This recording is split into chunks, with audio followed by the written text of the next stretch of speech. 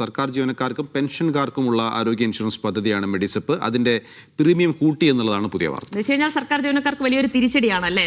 500 രൂപയായിരുന്നു പ്രതിമാസ പ്രീമിയം, അതിന് 810 രൂപയാക്കും.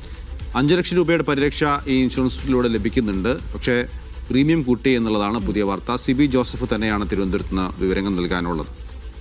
ശരി സിബി, എന്താണ് ഇങ്ങനെ ഒരു പ്രീമിയം കൂട്ടുന്നതിലേക്ക് സർക്കാർ എത്തിയത്? നേരത്തെ തന്നെ ഇതുമായി ബന്ധപ്പെട്ടുള്ള ചർച്ചകളൊക്കെ നടന്നിരുന്നു. വലിയ നഷ്ടമാണ് ഇൻഷുറൻസ് കമ്പനികളെ സംബന്ധിച്ച് അല്ലെങ്കിൽ ആശുപത്രികൾക്ക് എന്നത് കണക്കിലെടുത്താണോ പ്രീമിയം കൂട്ടിയത്?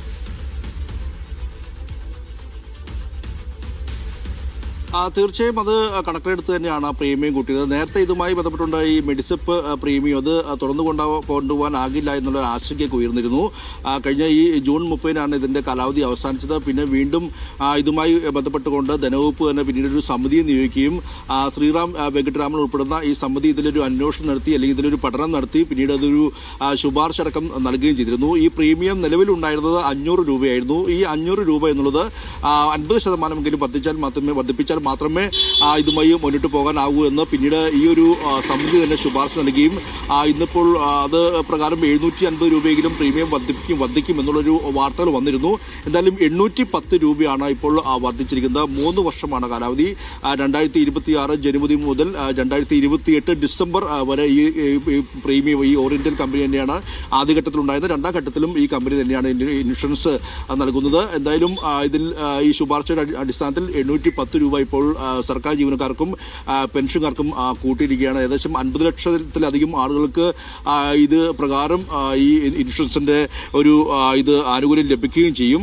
എന്തായാലും ഇതുമായി ബന്ധപ്പെട്ടുകൊണ്ട് ഈ മെഡിസെപ്പ് കാര്യക്ഷമമായി പ്രവർത്തിക്കുന്നതിൽ അടക്കമുള്ള ചില കാര്യങ്ങളും പരാതികളും ഉയർന്നിരുന്നു. പിന്നീടാണ് ഇത്തരത്തിൽ സർക്കാർ തലത്തിൽ തന്നെ ഒരു വിദഗ്ധമായ പരിശോധനയും പഠനവും നടത്തുകയും പിന്നീട് ധനവകുപ്പിൽ തന്നെ office on special duty doctor Sriram വെങ്കിട്ടരാമന്റെ അധ്യക്ഷതയിലുള്ള ഒരു സമിതി പിന്നീട് ഒരു ശുപാർശ നൽകുകയും പഠനം നടത്തുകയും ഇതിൽ സ്വകാര്യ ആശുപത്രികളുടെ അടക്കം എല്ലാ നിലയും പ്രതിനിധികൾ ഉൾപ്പെടുത്തിക്കൊണ്ടുള്ള ഒരു സമിതി രൂപീകരിച്ചുകൊണ്ടാണ് പിന്നീട് ഇതിലൊരു തീരുമാനത്തിൽ എത്തിയിരിക്കുന്നത്. എന്തായാലും 810 രൂപയാണ് ഇനിയിപ്പോൾ പുതിയ പ്രീമിയം തുക വരുന്നത്. അത് 5 വർഷം വരെ ഇവർക്ക് ഇതിന് കാലാവധി ലഭിക്കും. നേരത്തെ 3 വർഷമാണെങ്കിൽ ഇനി 5 ലക്ഷം രൂപ വരെ ഇവർക്ക് ഇതിന്റെ ആനുകൂല്യം ലഭിക്കും. ആദ്യഘട്ടത്തിൽ അത് 3 ലക്ഷം ആയിരുന്നെങ്കിൽ അത് 5 ലക്ഷമാക്കി ഉയർത്തുകയും ചെയ്തിട്ടുണ്ട്. എന്തായാലും 810 രൂപയാണ് ഇവർക്ക് പ്രീമിയം 2028 ഡിസംബർ വരെ ഇത് ഇവർക്ക് ജനുവരി 1 മുതൽ 2028 ഡിസംബർ വരെ ഈ ഒരു ഇൻഷുറൻസിന്റെ ആനുകൂല്യം ലഭിക്കുകയും ചെയ്യും. കണക്കുകളിലേക്ക് പോയാൽ ആകെ ഒരു മെഡിസെപ്പ് അംഗങ്ങൾ 30.93 ലക്ഷം പേരാണ്. ജീവനക്കാരും പെൻഷൻകാരും